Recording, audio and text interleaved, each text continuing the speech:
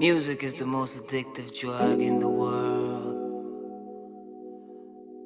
I just wanna send a shout out to all my lovers out there and all the ladies who love the way I do my thing. You see, a player don't talk. Good day and welcome to an episode of the Gay Magazine Virtual Edition. I am King Q and we will be interviewing yet another amazing artist. He goes by the name of Mvxo53. Yes. How are you, I'm Max? good, Q. I'm great. I'm good. So you know what, right?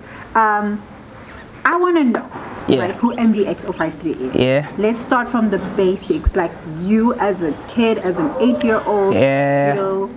8 years old, very loud. Yeah. I was always getting into trouble. Yeah. All the skinny guy always had something to say, you know. Yeah. That's actually around the time I also fell in love with music. Like, music is something that I've always loved. Ever since I could remember, music has been a part of my life, you know. So yeah, I just took it and ran with it, basically. That's what I did. So yeah. So music for you started at a very young age. So I used to like. What were your go-to music at that time? Mostly R&B. Mostly R&B. I used to listen to my older cousin who passed away, rest in peace. Oh, rest in peace. So yeah, he introduced me to a lot of R&B, like something like Silk. I used to listen to a lot of Silk, Christian, and yeah, those were my type of go-to R&B until today. Like, if I want to get into the studio, I can listen to an R&B song and I go record a hard ass song, but not an R&B song even. Yeah, you know, yeah, but it just gets me in the mood. So R&B, it was my go-to. Old school R&B was my go-to, you know. Yeah. And you know, family dynamics. You know, are you the only child? Do you have siblings? Yeah, I have siblings. I have a brother who looks exactly like me, an older one. Yeah, I have an older brother. I have an older sister. Oh. And I have a little brother. So there's 4 of us. I'm a middle child. Oh, yeah. Yeah. And how has music, resonated with family, within the family dynamics? Has it always been there, or is it something that you kind of had to? It's always from the side? It's always been there because my mom used to sing in the choir. Oh, lovely. Yeah, my mom used to sing in the choir. My brother used to sing in the choir. Yeah. I think my mom's mom also used to sing in the choir. So yeah, it's always been there. It's just I chose to do my own thing. Yeah. And as you're telling me, growing up, you listen to a lot of R&B. Yeah. Which was introduced to you by your cousin. By my cousin. Yeah. But where did the discovery of self, as an artist, then begin? Where you were like, you know what, I want to make music. Yeah. I was probably around 14. Yeah. Well, I was probably around 14 when I wrote my first ever script.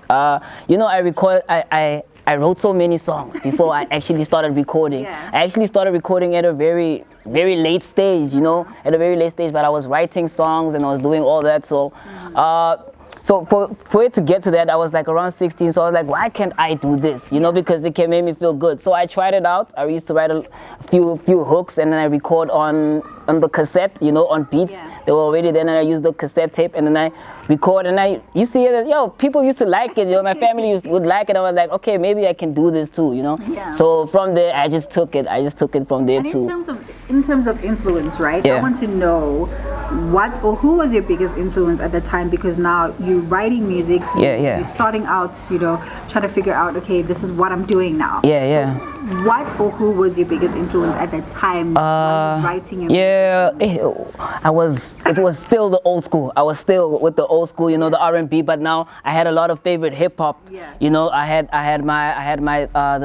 the Dog Food album that I used to listen to. People would listen to new stuff, but I would keep that old school, because I also had a friend, J Mac, a producer of mine, who's also like into the old school. So it was Lost Boys, it was Tupac, it was the West Coast, and it was still the R&B. So I kept the old school vibe. Yeah. So I felt like, for me, those songs were timeless. So that's the kind of music that I want to make, timeless music. I don't want when the trend dies, then I die. So I want to make timeless music. So I kept listening to timeless music, and I keep listening to timeless music because we want to make records. We don't make songs anymore. We make records now. Yeah. I hear you. And hearing that you only started recording at a later stage of your life. Yeah, But yeah. you've been writing for a long the time. longest time. Yeah, yeah, right? yeah. How has that kind of developed into, like, gelled well into your career then? I feel like it was everything, you know, has its time. Yeah. You know, so I feel like so that the time came, the time was right, and when all that writing wasn't for nothing, because all those scripts Yeah. I still use until today. Some of them I still use until today. Some of those scripts I still use. I still steal a few. I still steal a few of some of my old stuff that I remember. I could remember something like, oh, I said that. So then I use it. So I feel like it helped me, man. It helped me a lot. So it was pretty smooth. It was pretty smooth. It was a smooth transition. Yeah. And into the music. And people always, every time I went into the studio, they were like, yo, dude, you got it. I've never left the studio with someone telling me, hey, bro, you need to come back and you need to do that thing again. Yeah. I'm the one that would say, yo, man, let me do it. Yeah. I need to do it again. Satisfied. Yeah, I wasn't satisfied. But the people are always satisfied, you know? Cool. So, yeah. Okay, so we head into an ad break, right? Yeah. I just want you to let the people know, like me and the people know, what has been your biggest achievement so far within the career? Within and my in your career? personal life. Should we? Let's start with my personal life first. You know, yeah, family first. Yeah. Yeah. My biggest achievement could be like my relationship with my son. Ooh. Yeah, So sad. I've never thought I could feel like that about someone, you know. Yeah. So yeah, it didn't change much, but I grew, you know. I grew ever since I had a kid, and I couldn't believe like I have me. This is me. And I check my baby pictures and I check it out. I'm like, okay, this is real. And the first time he called me like, hey, dad, I was like, okay, sharp. It's real. So that's like, yeah. He said, hey, dad. No. He said tata, or he said dada. So I was like, yeah. So I took that, and that's like personally for me, my personal life is my biggest achievement. For my career, I feel like it was 2DP, you know, 2DP. I had a crew, 2DP. It started off when just creating it. Yeah. That's my biggest achievement. Just having to bring artists together and work and make classics and do something, you know. And we did a lot. So yeah, that's for me. That's been my biggest. Yeah. I know you do. So yeah. So that has been my biggest achievement. It may not be, you know, success is not. Yeah, we define our own success, you know. Yes. Yeah. So I feel like Achievements, that achievement, because it brought me where I am today, you know. Yeah. Lovely. Ooh, that was a lot of insight with Mvxo53. We'll be coming back from the ad break and we'll dive more into his life. Yeah.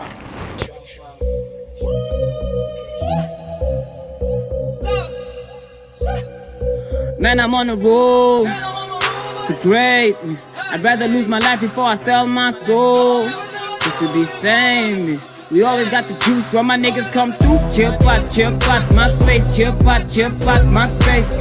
Hey, chill pot, Max space. Chill pot, Max space. Welcome back from the ad break. We were talking to Max, right? And we were getting to know him, and you know, I heard something about fatherhood.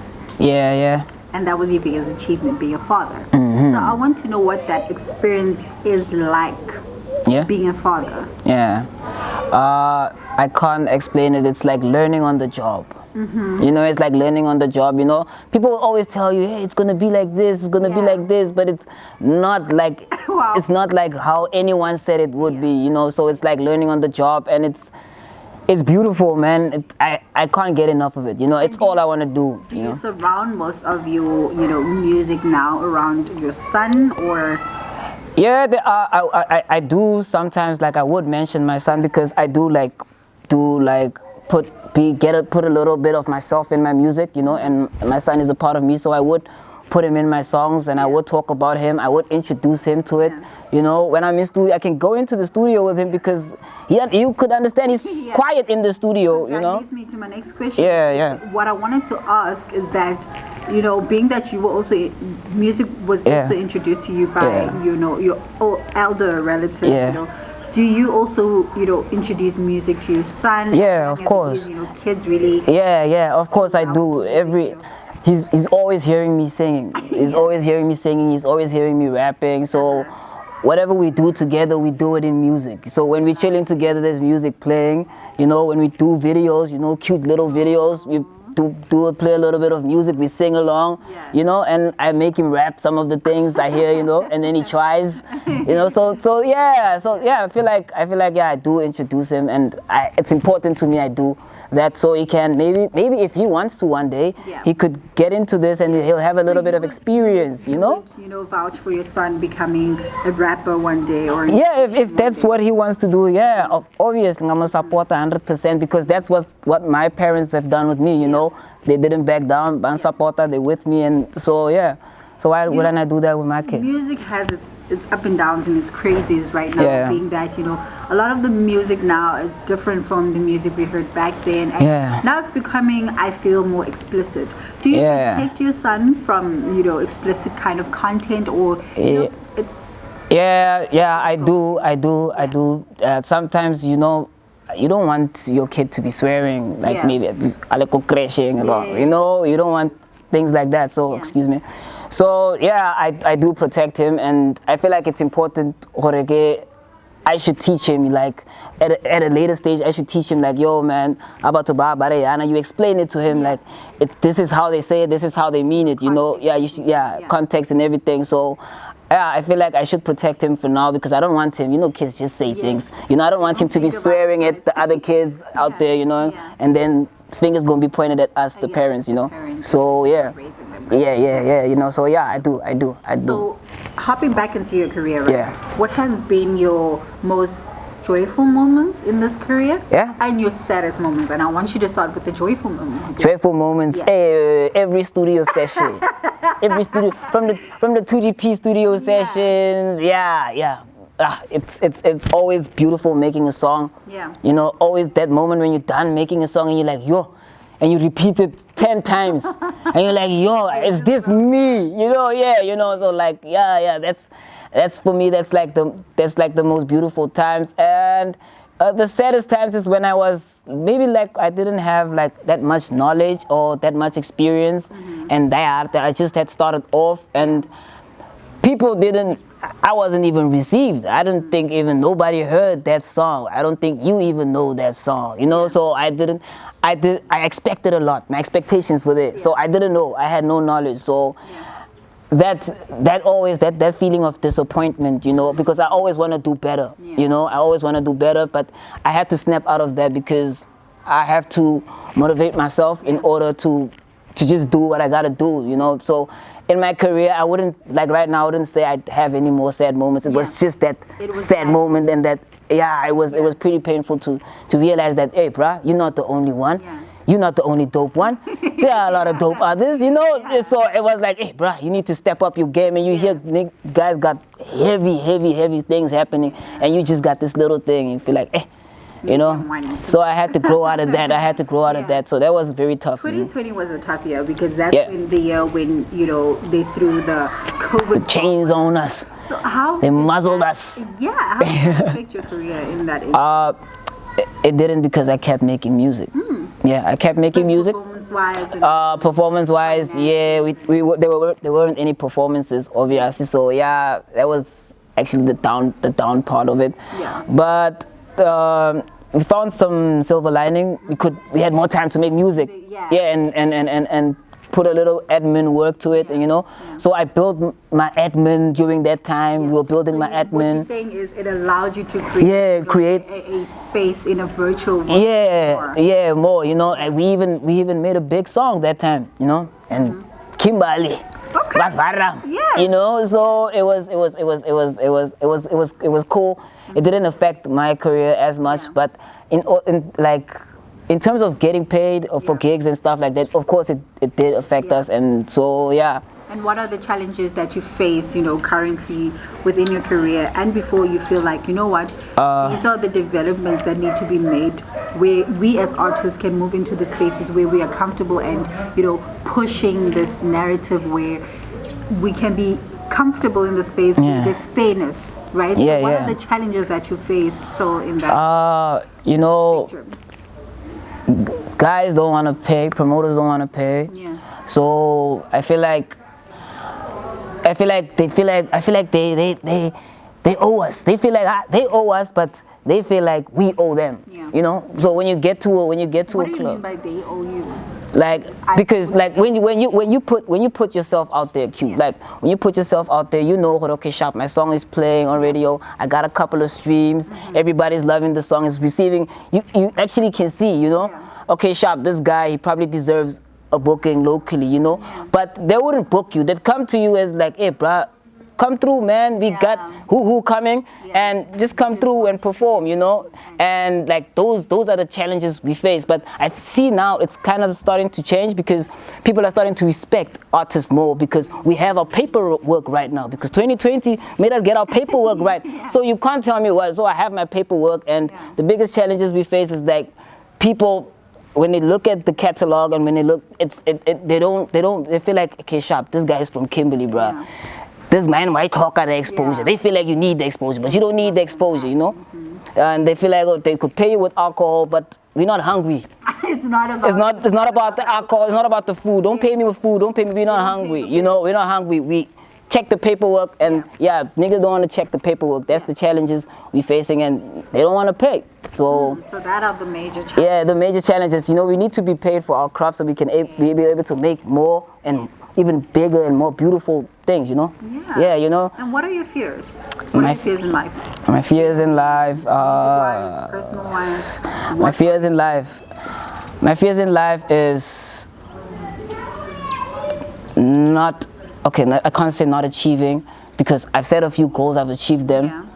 My biggest fears in life is just that I don't want to be forgotten, you know? You know, artists transcend.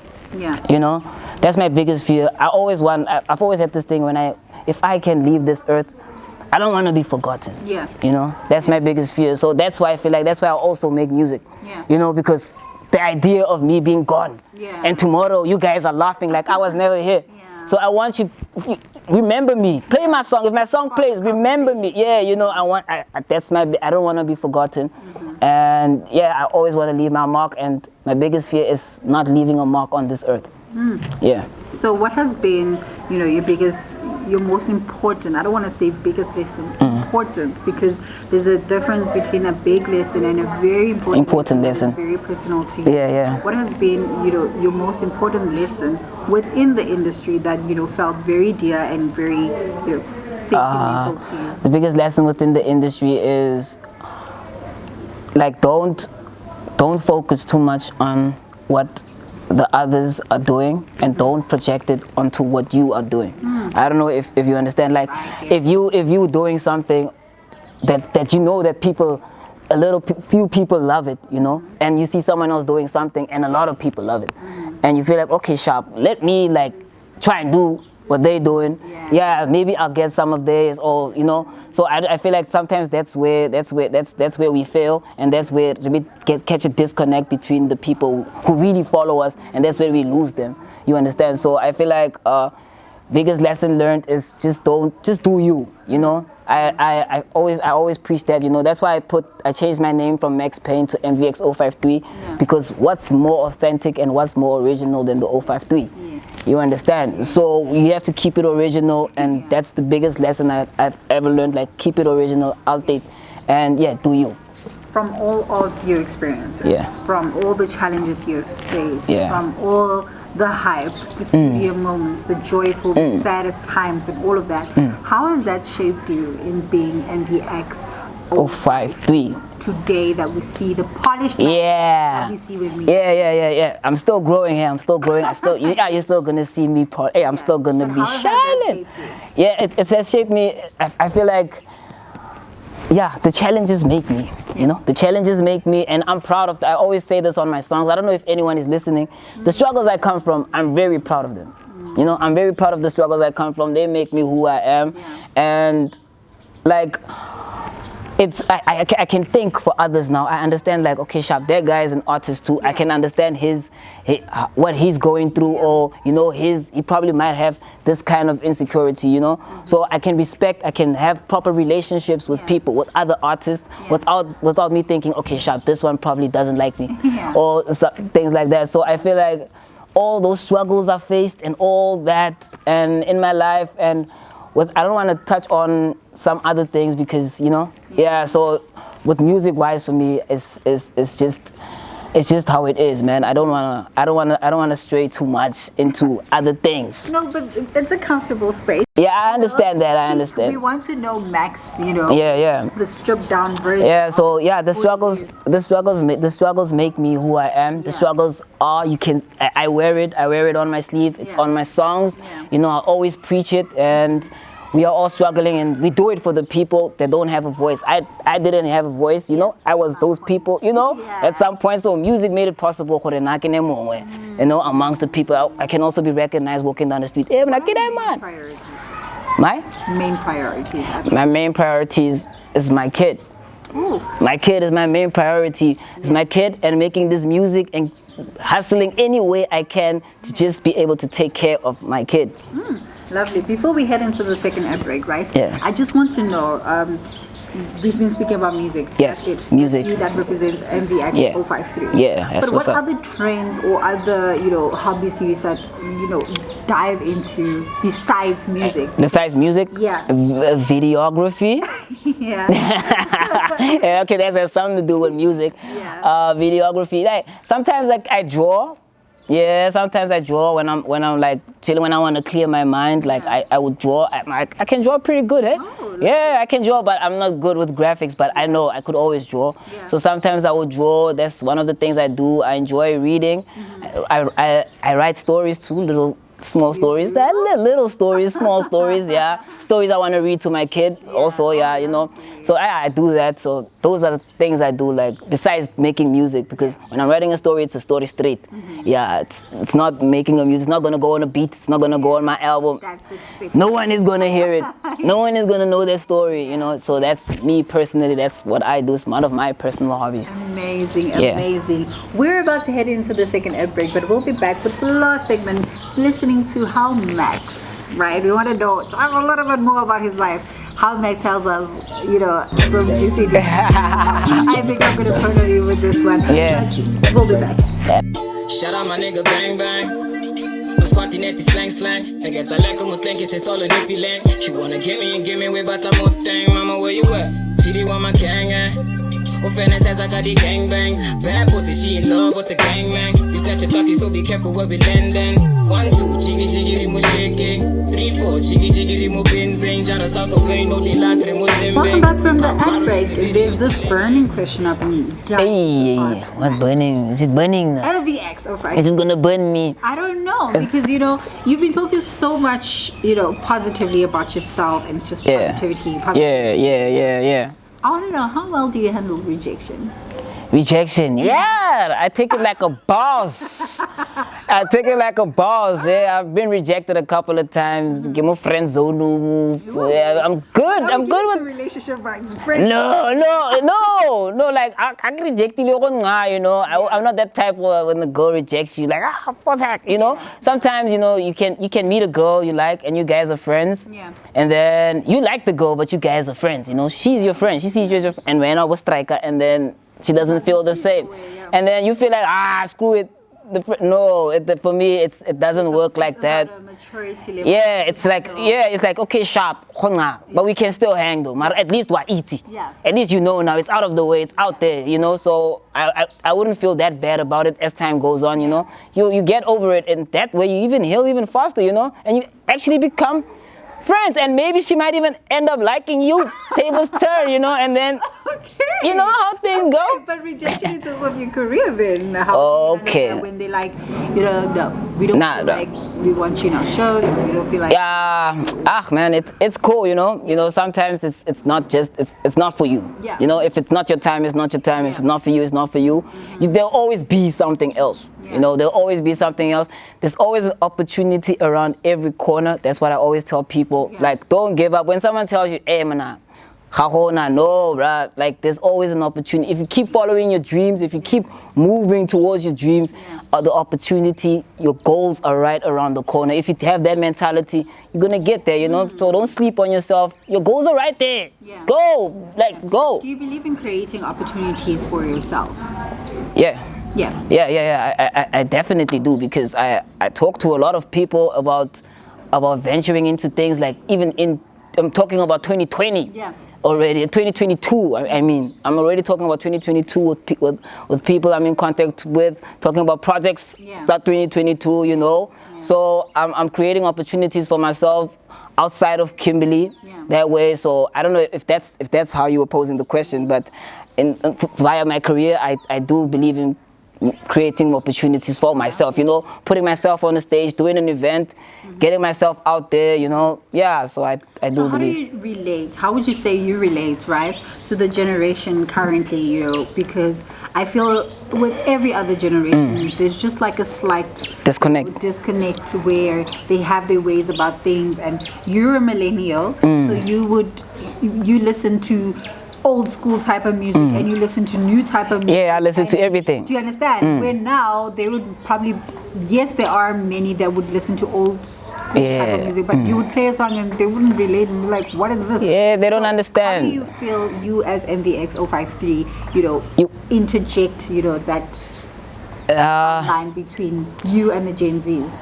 The youngins, man. The youngins will always, you know me, like I said earlier, I don't want to die out. I'm not the type that's gonna die out. When the trend dies, I've survived a lot of trends. Yeah. You know, I've done crank, I've done them all. We've done, you know, until now people are doing trap. I can do trap, you know. So for me, if you prefer this sound, it's you. That's you. You know, you are gonna grow up to be a me one day, as old as me, and you're gonna have your own things that you listen to. So you wouldn't want someone to tell you, hey man, this what you listen is trash. And what so I wouldn't like I feel like I don't really judge people of what they do or what's in for them. You know, so no, but I'm not asking you to judge people. I'm asking you as Mvxo53. How do you then you know, is your music broad enough to reach, you know, the Gen Zs? Is that that's my question to you? Because that's like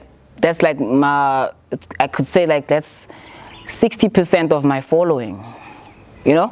So they do listen to my stuff, they do relate, and I feel like I don't keep it too old school, I don't keep it too new school, you know, because even the old school guys, they like my stuff, you know. So I feel like I just keep it neutral. I keep it timeless.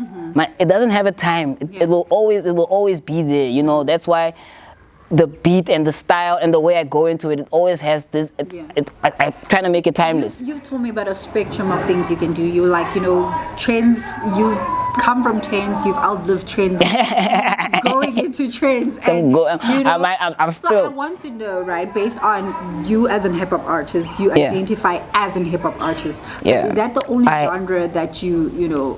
I identify as musician, as an artist. Okay. Not actually a hip hop artist. Because I feel like I can't sing. You know, I don't sing like Usher. You know, I don't sing like Usher, but I can hold a note good enough for you to like it. You know, so I can do an R&B song. You know, I can do an R&B song. I can do a gospel song if I want to. You know, so. I feel like I'm not boxed into making only hip hop. I can do amapiano. I can do a house song. I've done those before. So, I'm an all round. I'm a chameleon. Where I go, I blend in. You know, with chameleon style. What do you wish to see? You know, in terms of your career, you've mentioned that your biggest challenge was that, you know, promoters and if they don't want to pay you guys. What changes do you wish to see in that aspect? Seeing my people up, seeing my fellow artists up, seeing you up, you know, your hustle up there, you know, we balling, you know, doing our thing, doing it comfortably, you know, being comfortable in our own space, doing what we love freely, and actually being rewarded for it, you know, what we deserve, you know, because I feel like we work very hard, and sometimes get on ourselves, we look at ourselves and like, okay, sharp, it's just that small, but it's not even that small. Someone else is looking at it with the huge ideas, you know. So I feel like, yeah, man, let's just get paid. Let's just achieve. Let's achieve our goals, and let's let's open doors for the other people, because that's what we've been doing, you know. A lot of people wouldn't have been rapping if we didn't continue rap.